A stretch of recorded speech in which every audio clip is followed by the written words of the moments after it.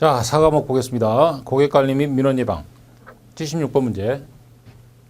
신용관리 담당자의 연체 채무자에 대한 채권관리 자세, 마음가짐, 채권관리 자세, 마음가짐 이런 문제죠. 이런 거는 뭐 도덕, 국민윤리 이런 문제라고 볼 수 있어요. 1번 신용관리 담당자는 채무자의 재반 사항을 면밀히 검토하여 상환 기간과 방법 등을 적절하게 제시한다. 맞죠?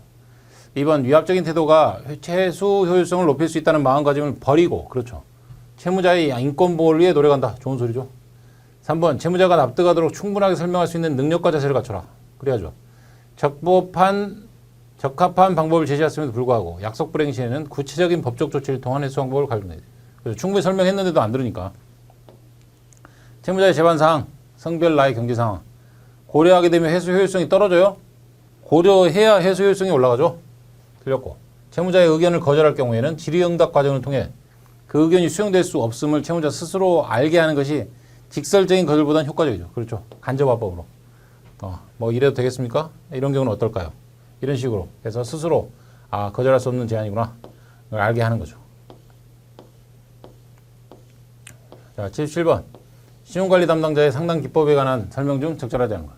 1번 불만을 호소하는 고객의 경우에 그 원인이 설사 고객에 있더라도 감정적으로 대하지 말고 합리적이고 명확하게 잘못된 점을 인식시킨 후 입금 약속을 받아낸다.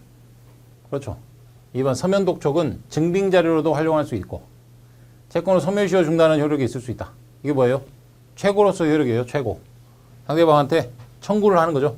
청압승, 청구, 압류, 가압류, 가처분, 승인 중에 청구 있죠. 청구. 이게 재판성 청구만 있는 게 아니라 재판 외의 청구도 있는데 그게 바로 서면 형태로 하면은 내용 증명 보내면 그게 최고가 돼. 최고. 3번 서면 통지서 발송은 채무자를 직접 방문하는 활동이 아니지만 채무자에게 폭행, 협박, 위계, 위력을 행사할 가능성이 있다.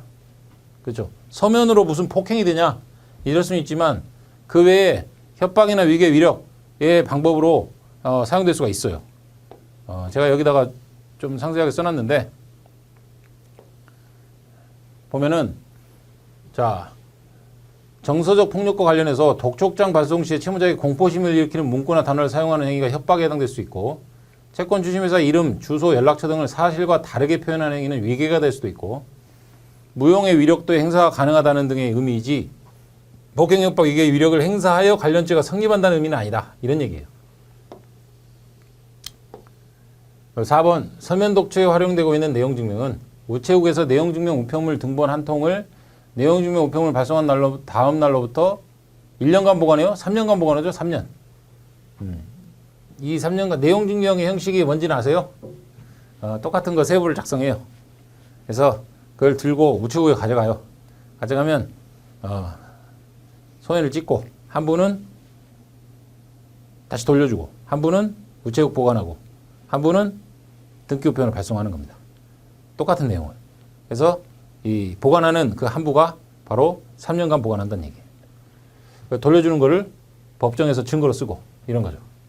5번 방문 상담 기법은 채무자의 거주지 및 소재지를 방문하여 변제 독촉을 하는 방법으로 채무의 변제 독촉 외에 행불 추적, 지산 조사 등이 동시에 이루어질 수 있다. 그렇죠. 그래서 우편법 시행 규칙 근거 조문을 제가 해놨고 여기 내용 증명 그 절차가 여기 나와 있죠.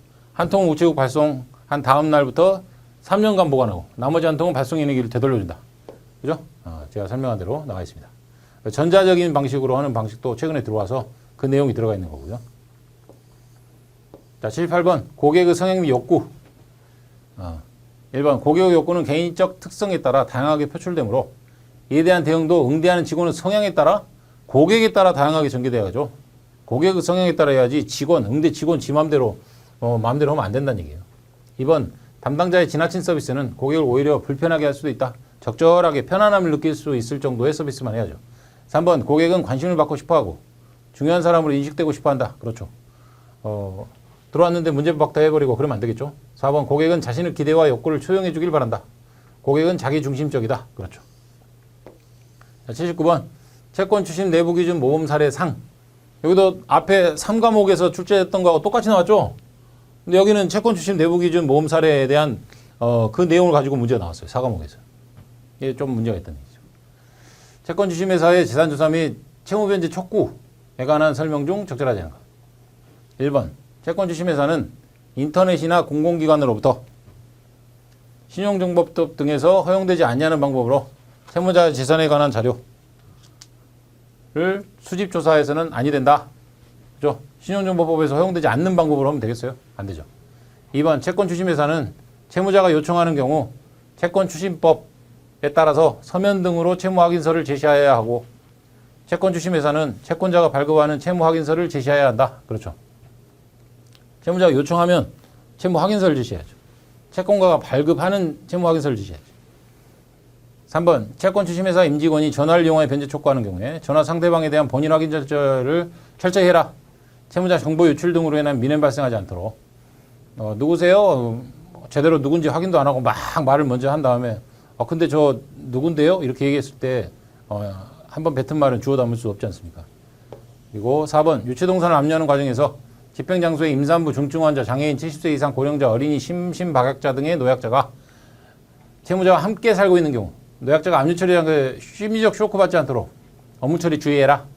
그렇죠. 당연한 소리고. 5번 채권 주심회사는 채권자가 채무 감면을 결정하여 채무자와 채무 감면을 진행할 경우 채무 감면 서류는 채무자에게 서면으로 사전에 교부하지 않아도 된다. 서면으로 사전에 교부하도록 되어 있습니다. 서면으로 채무 감면할 때 서면으로 교부해라. 사전에 교부해라. 이 두 가지가 기준이에요. 이 채권 출신 내부 기준 모범 사례상에 나와 있는 겁니다. 그러니까 여기서는 정상적으로 이렇게 출제를 해놓고 상과목에는 개인 채무자 보호법의 문제를 그렇게 냈으니까 좀 문제가 있다는 거죠.